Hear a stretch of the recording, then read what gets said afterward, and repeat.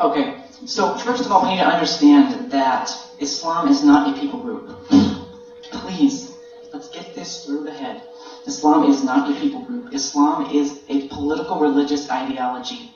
And so that is spreading around the world. There are either 40 to 20,000 people per year converting to Islam inside this country. I am not talking about people. Now, I will refer to Muslim majority countries because it's a wonderful test group. It's a wonderful place to see where it's affecting the people. And he is completely incorrect about female genital mutilation. The majority of genital mutilation, FGM, happens inside Islamic countries. The countries with the highest rates are indeed Islamic countries. Indonesia, Egypt, and Ethiopia contain half of the world. Somalia has the highest rate of 98%. And there are 44 million girls that are being attacked, and it's happening inside of our country. And that's why this is pertinent to us. Because what are all you going to do about protecting these girls? Now, he doesn't even know the difference between a foreskin and a clitoris. But unfortunately, and it probably made me why and I think that it's absolutely reprehensible that he would begin to compare male circumcision between what FGM is, which is removing the clitoris where she does not feel stimulation, and some of them will never be able to orgasm because of that. So his lack of biology, I was a pre-med student for a little while there. I know enough to know at least what we're talking about here. That's not the case. And no, I'm not talking about Sharia law. I'm talking about a whole people group saying, you saw what it means to be a Muslim. Allah is the only God, and Muhammad is his prophet. And then it went on to say very articulately that he is to be followed. He is the person of conduct. And then I went on to talk about the conduct that he's committed, which is a very logical explanation for what we're seeing in the world. And this does not mean that I don't want any Muslims to come into the country. Muslims are people. I love them. I have plenty of Muslim friends here as well. But the ideology is incompatible with us because it looks at women as so inferior.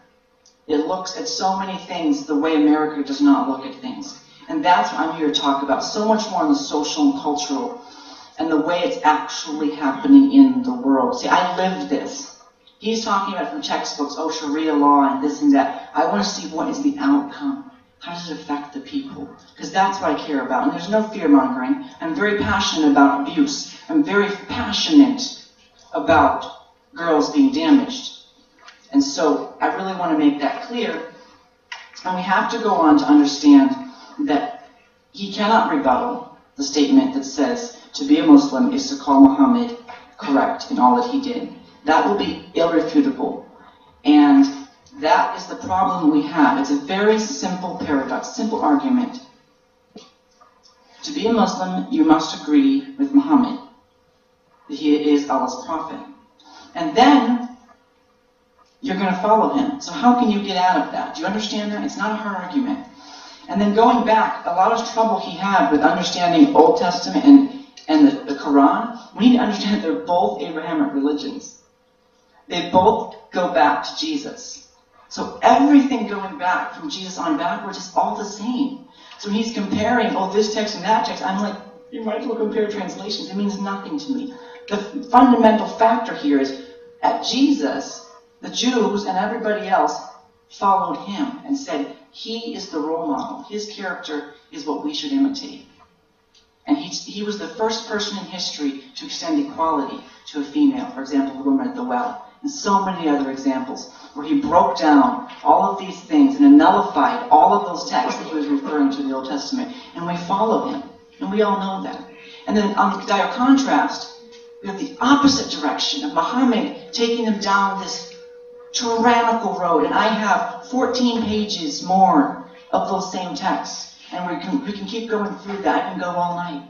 There's over 109 times that they're commanded to commit jihad. And endless times about the abuse with women. So, no, I can go all night, guys, if you want to talk about the marvelous texts of the Quran. And one thing that may help us in context is we often look at our history alone and we don't realize that the Islamic nations, mainly Saudi Arabia, has been warring jihad, holy war, which is very articulate in saying it's not holy war unless it is not for your own earthly gain. i.e. for land or for water or what have you. There's countless times where Muhammad is commanding, of course through the voice of Allah, to chase them down and keep getting them. It's not about battles, it's not about being fighting. It is a holy war of chasing people down and doing this. Now, of course, you would say, well, why aren't everybody doing this, Jason? Well, who wants to? It's a whole lot easier to eat dates. I mean, do you have any idea how good Iranian dates are? I could get Iranian dates in India, and they're nothing like the ones you get in this country. So, yeah, I'm going to sit around and eat dates because it's a hell of a lot more enjoyable than running around trying to behead people. So just because they're not doing it does not mean that they do not condone it. And I have statistics that show that 60% of Muslims around the world will not condemn Al-Qaeda and Hamas. And that is the question I pose to all of you. When you have your Muslim friend, is ask him, will you condemn Al-Qaeda and Hamas unequivocally? Now, some of these groups have said, we are not here, we are so happy for the state of Israel, because it has gathered all the Jews to this land that we might kill them here and not have to hunt them down around the world. There's Hamas for you. And more than the majority, as he's claiming, will not condemn them. 25% of the people polled will not comment. And these people are in our countries. I can give you endless statistics on the polls done in this countries where they will not condemn. They're not outdoing it, but they will not condemn it. And so that is a very, very big problem that we have. And that's why I say it's incompatible.